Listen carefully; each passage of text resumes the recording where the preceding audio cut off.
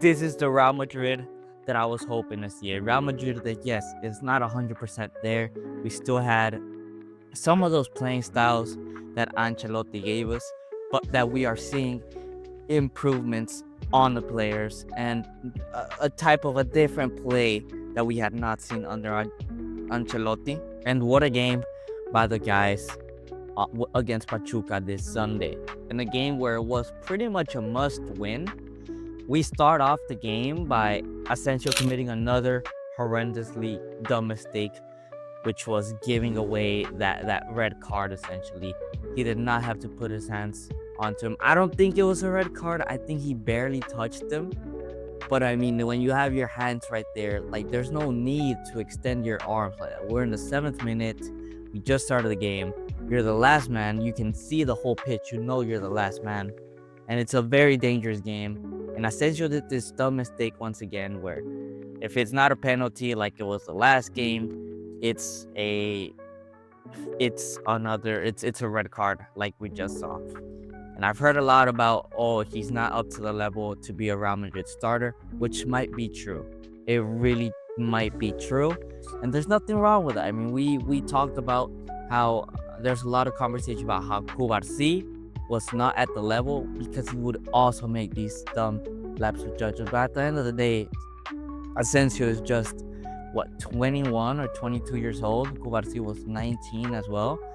And it's Asensio's, first season starting for Real Madrid. I don't think there's an issue with keeping him and bringing another center back. Or as we saw, Rudiger last season to me was the best center back, better than Asensio, even though Asensio was in a good form. So we're gonna be able to see Dean Huijsen alongside Rudiger. Now, talking about Dean Huijsen, that is one of the best players from this game. I mean, if it was up to me, he was the best player of this game. This guy was an absolute demon defensively, and coming out the back, he was incredibly good. He gave a variety of good passes. I think he was involved in like the Bellingham goal, the first Bellingham goal, and give it to Fran Garcia. I'm not sure, but what I am sure is that this guy gave some incredibly beautiful passes. He drove into the heart. He was provoking fouls even. He had an incredible game. And at times he was even the only center back back because his partner, Asensio, had gone out, and he still locked down like a 2v1. Great defender. I am so glad we got him, and he is really shining just in the second game alone. Now, I'll get into more players later, but I really wanted to talk about the way we played. I mean, as I said, we were one man down, and the entire game we were dominated by Pachuca. Honestly, we conceded like 20 shots to Pachuca compared to like a couple shots that we were able to make. The reality is that we are a bigger team, a stronger team, and we dropped back, which is understandable. I mean, we need the 3 points if we want to get out and have a good chance into getting out of the group stage. And not only that, but as I said, we had the red card on Asensio, so we had to drop Tchouaméni to the back. But I mean, when we had the ball, we looked incredibly well. And it also helped that we were able to try Arda Güler on a role that I had never thought about at the pivot. This guy revealed a game that I had not seen before. This guy was incredibly good also at defending, at pressing. I mean, this guy was running all over the pitch. He was a joy to watch, man. I mean, this guy was up and down. He did not get tired. He really showed the commitment. I did not know this guy was this good defensively. He was really putting in a shift, trying to defend up against, then defending against Dean Huijsen and Tchouaméni, so that Rondon wasn't able to get a shot off. And when he had the ball, I mean, the passes, he showed us why he's a midfielder, why he needs to start.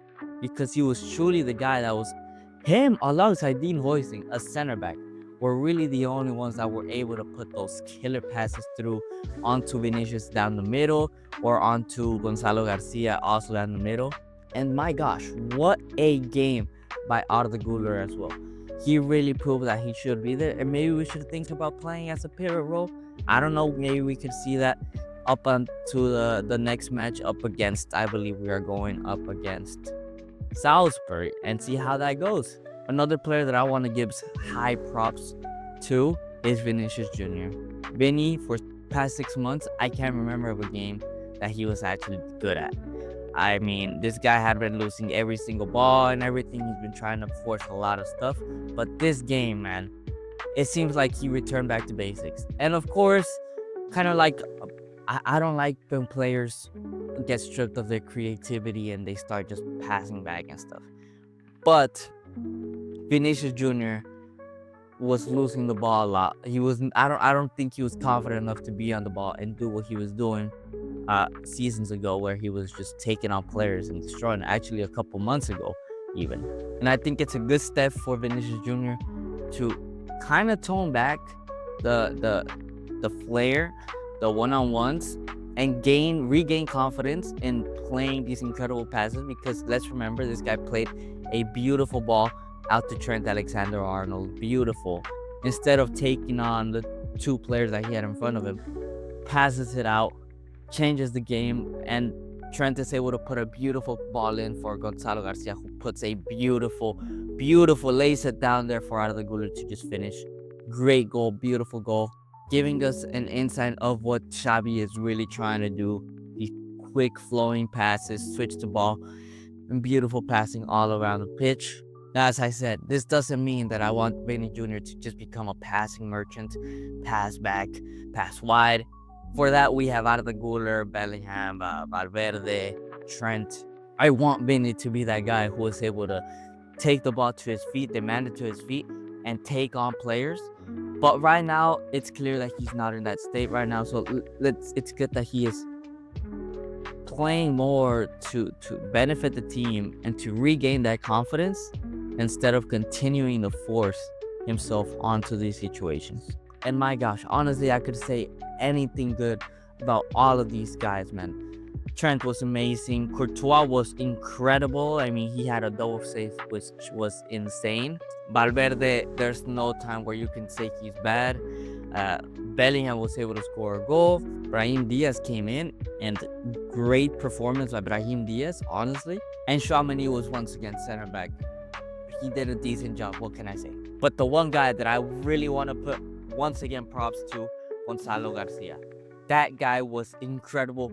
Back-to-back games, man.